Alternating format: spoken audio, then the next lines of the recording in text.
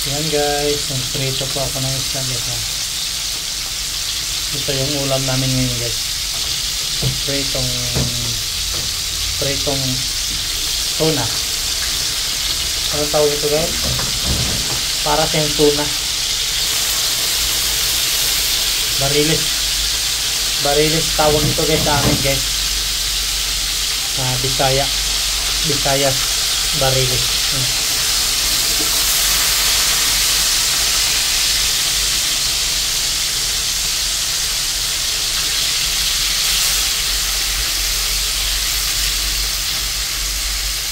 Yan guys, thank you for watching guys. Please follow and share guys, no?